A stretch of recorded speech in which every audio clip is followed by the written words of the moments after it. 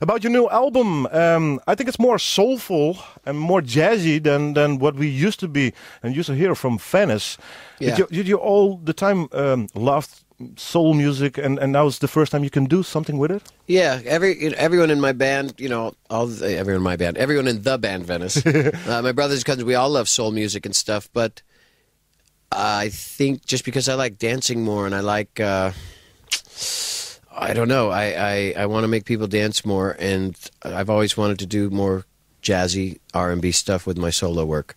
Because the stuff we do, everyone says, oh, it's very Eagles, Crosby, Stills and Nash, and Fleetwood Mac, and I love that music, but it's nice to do something different after, I've been in the bands for 30 years and recording albums for 20 years, so now to do my own thing, it's just so fun. I get to do both, so it's the best of both worlds. But that's the most important reason also that you go solo now?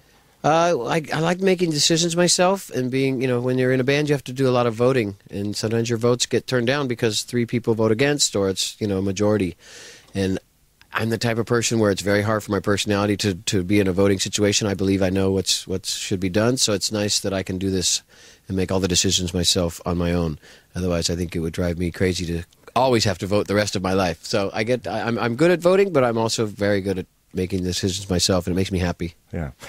Nou ja, hij vindt het heerlijk om solo te gaan. Al is het alleen maar om natuurlijk wat met die muziek te doen. Met zijn fans natuurlijk net zo vol met bijvoorbeeld soul, wat jazz dingen. Die zitten namelijk op die platen wel degelijk in verweven. En hij zei, ja, alleen is het wel lekker hoe het net hoe het al is met de heren. Hoe het net te voten, hoe het net te stemmen, hoe bepaalde besluiten lekker in eigen ding waren. En dat is ook wel lekker en ook. Especially for the fans of Venice, you're not quitting, No.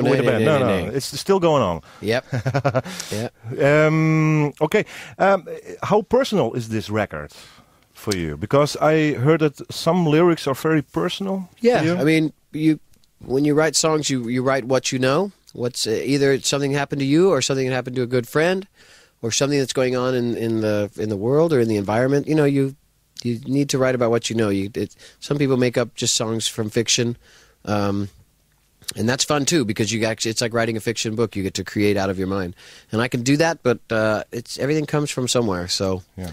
I like to write what I know. The first song you played just before 2. Yes, it was a very special and personal song. Yeah, that was. Can you tell me the story if you want? My best friend since first grade, grammar school, since we were 7 years old.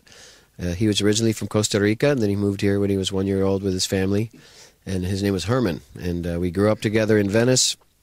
And until he passed away, he died in a car accident 2 days before Christmas. And he was a very good motorcycle rider and car racer. So it was kind of ironic that he, died driving his car through Hollywood on Sunset Boulevard.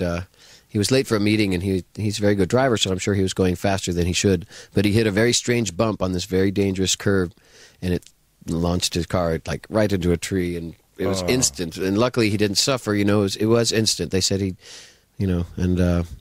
was very tragic for us to have to spend Christmas and New Year's without Herman, because he was our brother. Yeah.